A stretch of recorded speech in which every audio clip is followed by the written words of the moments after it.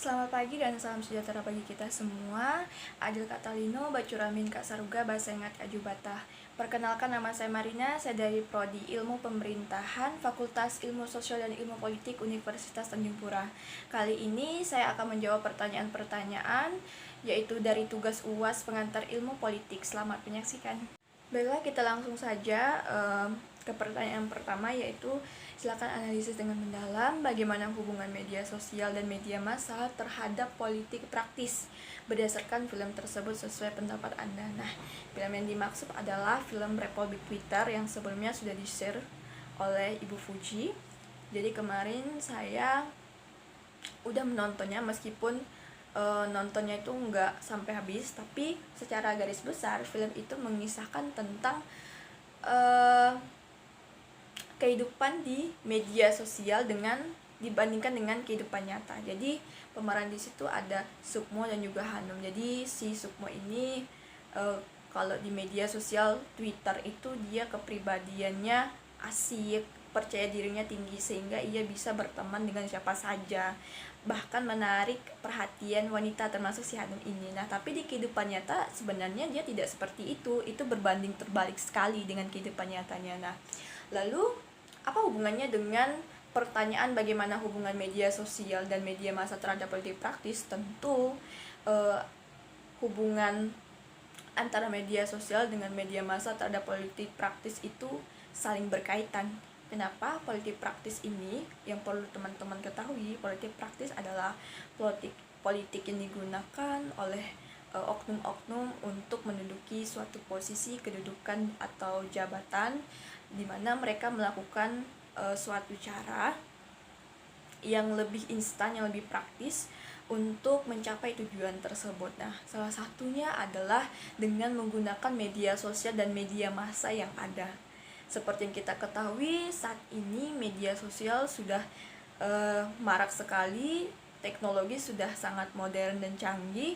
Media sosial menjadi sarana untuk politik praktis ini, di mana para oknum-oknum tersebut menyampaikan aspirasinya, visi misinya, dan lain-lain. Opini-opini mereka sampaikan lewat media sosial agar menarik perhatian masyarakat, simpati masyarakat, sehingga mereka bisa mencapai tujuan mereka itu, yaitu menduduki suatu posisi atau kedudukan jabatan seperti itu.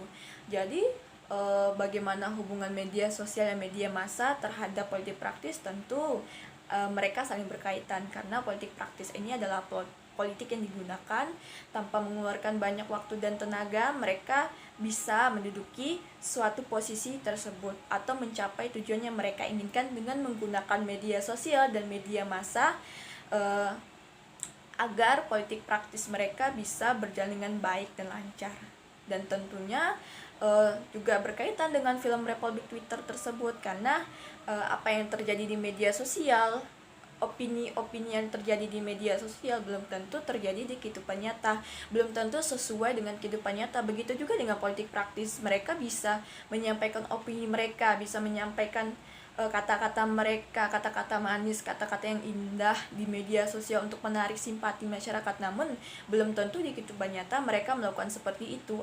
Lanjut ke pertanyaan yang kedua, menurut Anda apakah kisah pada film ini benar-benar terjadi kehidupan nyata atau kehidupan kita? Jika iya, apa alasan Anda menyatakan hal tersebut? Jika tidak, apa alasan Anda menyatakan hal tersebut?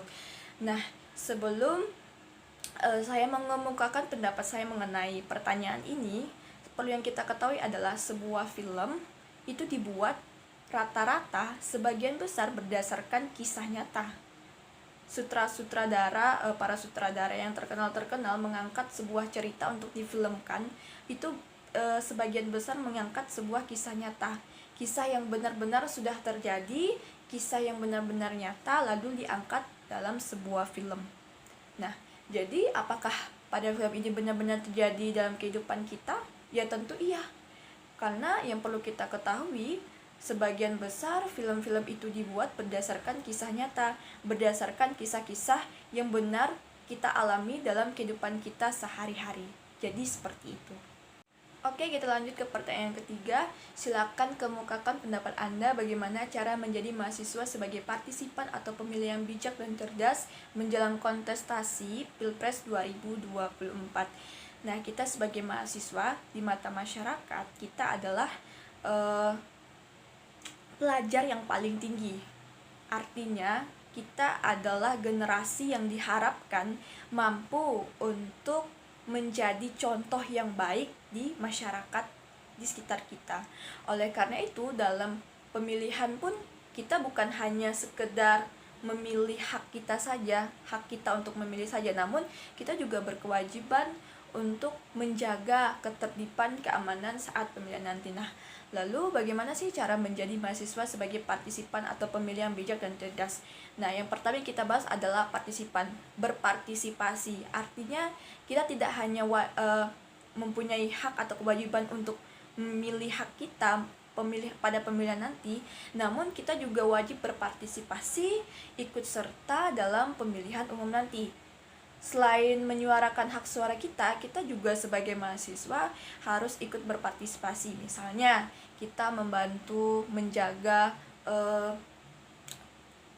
menjadi panitia, salah satunya adalah menjadi panitia dalam pemilihan umum nanti, misalnya di kampung kita atau di daerah kita. Itu udah termasuk salah satu contoh kita ikut ambil bagian, ikut berpartisipasi dalam pemilihan umum nanti.